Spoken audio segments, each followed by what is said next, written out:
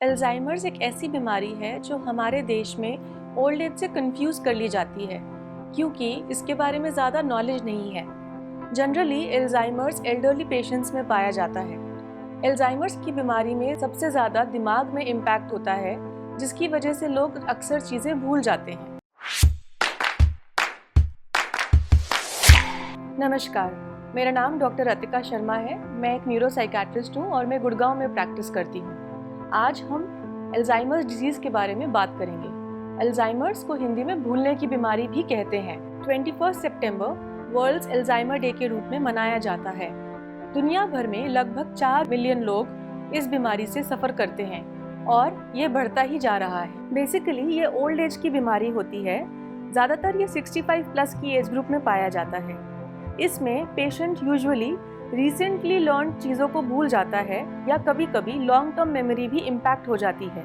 Mainly इसमें memory loss होता है, तो पेशेंट अपनी आसपास की चीज़ों को पहचानना भूल जाता है, आसपास की चीज़ें रखी हुई भूल जाता है। कभी कभी ये बीमारी इतनी बढ़ जाती है कि मरीज़ अपने रिश्तेदारों के नाम भी भूल जाता है या फिर उनकी शक्लें भी पहचानना भूल जाता है।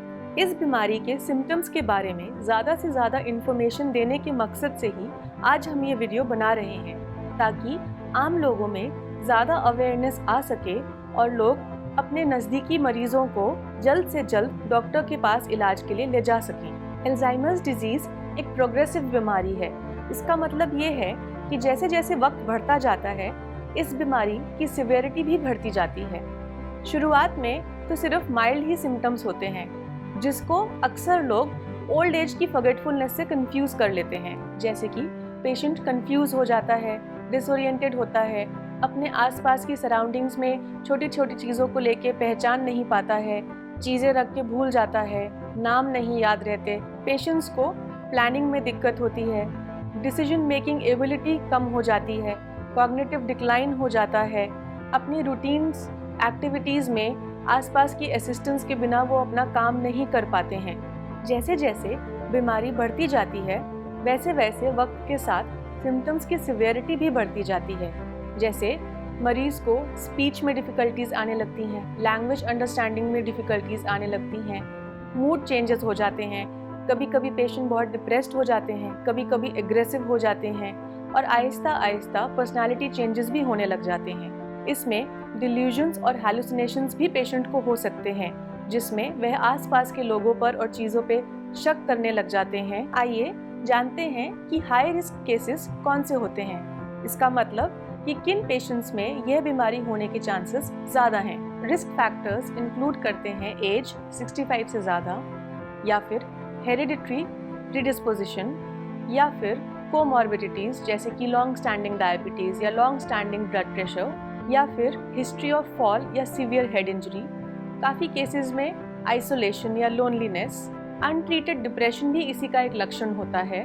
कई केसेस में ट्यूमर्स भी इसका एक कारण हो सकते हैं। चलिए जानते हैं कि अल्जाइमर्स डिजीज़ को कैसे डायग्नोस किया जाता है। अल्जाइमर्स को डायग्नोस करने के लिए कोई एक स्पेसिफिक टेस्ट नहीं होता, लेकिन काफ़ी केसेस में CT scan, MRI, PET scan करना ज़रूरी इसलिए हो जाता है ताकि हम ब्रेन की अन्य बीमारियों को रूल आउट कर सकें। ज़्यादातर केसेस में हिस्ट्री टेकिंग सबसे इम्पॉर्टेंट होता है, जिसमें हम पेशेंट के रिश्तेदारों से पेशेंट के दिनचर्या के बारे में इंफॉर्मेशन लेते हैं और साथ ही साइकेट्रिक इवैल्यूएशन भी करते हैं, जिसमें मेंटल स्टेटस एग्जामिनेशन सबसे ज़रूरी होता है। स्पेसिफिकली डिमेंशिया या अल्जाइमर्स के केसेस में मिनी मेंटल स्टेटस एग्जामिनेशन भी किया जाता है और भी बहुत सारे अन्य कॉग्निटिव टेस्ट्स होते हैं, जिससे हम ये जान पाते हैं कि मरीज़ अल्जाइमर्स डिजीज़ से सफ़र कर रहा है। आइए अब हम जानते हैं अल्जाइमर्स की ट्रीटमेंट के बारे में। वैसे तो अल्जाइमर्स डिजीज़ का कोई क्योर नहीं है, लेकिन इसका सिम्टोमेटिक ट्रीटमेंट होता है, जिससे डिजीज़ का प्रोग्रेशन काफ़ी स्लो हो जाता है। दवाइयाँ जनरली उन केसेस में दी जाती हैं जिसमें साथ ही और भी कोई लक्षण नज़र आ रहे हों, जैसे कि एंग्जाइटी, डिप्रेशन, साइकोसिस या सीजर्स।